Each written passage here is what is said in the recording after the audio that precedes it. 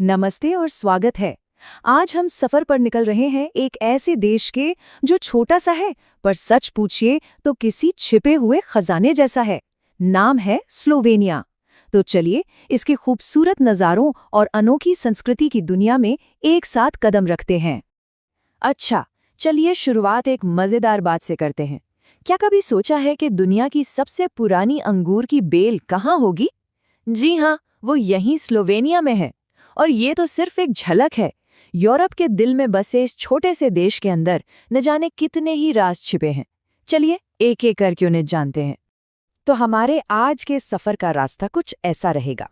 हम सबसे पहले देखेंगे कि यहाँ की जमीन इतनी अलग क्यों है। फिर मिलेंगे यहाँ की संस्कृति और लोगों से। जाहिर है खाने पीने की बात तो होगी ही। इसके बाद हम इतिहास के पन्नों को पलटेंगे, समझेंगे इसकी अर्थव्यवस्था की कहानी और आखिर में देखेंगे कि स्लोवेनिया का भविष्य कैसा नजर आता है। तो चलिए सफर का पहला पड़ाव शुरू करते हैं। यहाँ की जमीन जहाँ बिल्कुल अलग अलग दुनियाएं एक साथ मिलती हैं। सोचकर देखिए, एक ही देश में जहाँ एक तरफ एल्प्स के ऊंचे ऊंचे पहाड़ हैं, वहीं दूसरी तरफ एड्रियाटिक सागर का नीला पानी। ये देश भले ही छोटा हो पर यहाँ की चेहरे बहुत हैं। मतलब यहाँ हर कुछ किलोमीटर पर नज़ारा पूरी तरह बदल जाता है। उत्तर पश्चिम में जाएं तो आल्प्स की बर्फीली चोटियां और खूबसूरत झीलें मिलेंगी। बीच में आ जाएं तो घुमावदार हरी भरी पहाड़ियों का राज है। और पूरब की तरफ बढ़ें तो दूर दूर तक फैले हरे भरे मैदान। और तो और दक्षिण में चट्टानी पहाड़ हैं। जमीन के नीचे तो गुफाओं की एक अलग ही दुनिया है। और हाँ, समंदर का एक छोटा सा लेकिन बेहद प्यारा किनारा भी है। सब कुछ एक ही जगह। और इन पहाड़ों का सरताज है माउंट थ्रिगलाव। 2864 मीटर ऊंची ये चोटी स्लोवेनिया का सबसे ऊंचा पॉइंट है।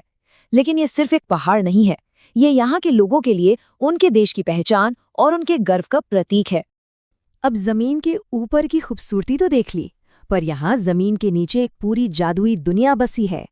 ये जो कार्स्ट का पठार है ना, ये अपने आप में एक अजूबा है।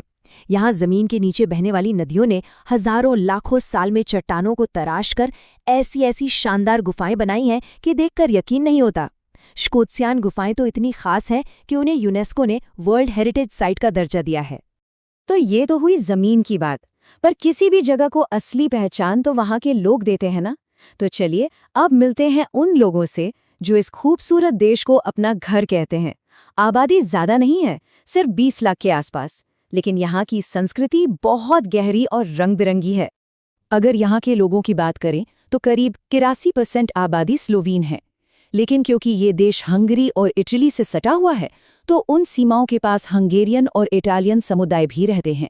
और ये सभी मिलकर यहाँ की संस्कृति को और भी ज़्यादा दिलचस्प बनाते हैं। और अगर धर्म की बात की जाए तो ऐतिहासिक रूप से यहाँ रोमन कैथोलिक धर्म का बहुत गहरा प्रभाव रहा है और आज भी आबादी का एक बड़ा हिस्सा इसे मानता है।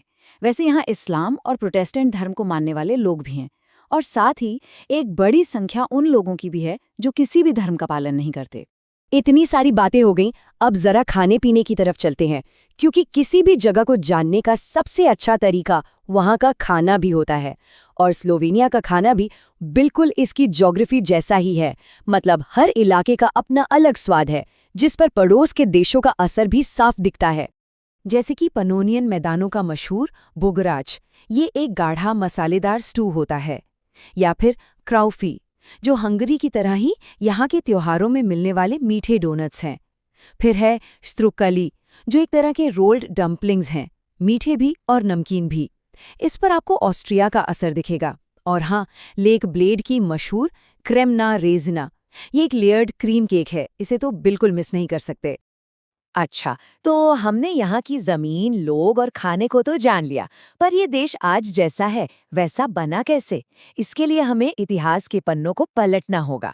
चलिए देखते हैं कि कैसे बड़े बड़े साम्राज्यों के दौर ने इस राष्ट्र को आकार दिया। स्लोवेनिया का सफर काफी लंबा और उतार चढ़ाव भरा रहा है। देखिए, पहली सदी ईसा पूर्व में ये रोमन साम्राज्य का हिस्सा बना। फिर 13वीं सदी से लेकर कई सौ सालों तक यहाँ हैब्सबर्ग राजवंश का शासन रहा। पहले विश्व युद्ध के बाद ये सर्ब, क्रोएट और स्लोवीन के राज्य में शामिल हो गया, जो बाद में यूगोस्लाविया बना। 1945 के बाद ये सोशलिस्ट यूगोस्लाविया का एक हिस्सा था। और फिर आया 1990 का साल, जब ये यूगोस्लाविया से अलग होने और लोकतांत्रिक चुनाव कराने वाला पहला गणराज्य बना। और 1991 में एक छोटे से संघर्ष के बाद इसने अपनी आज़ादी हासिल कर ली।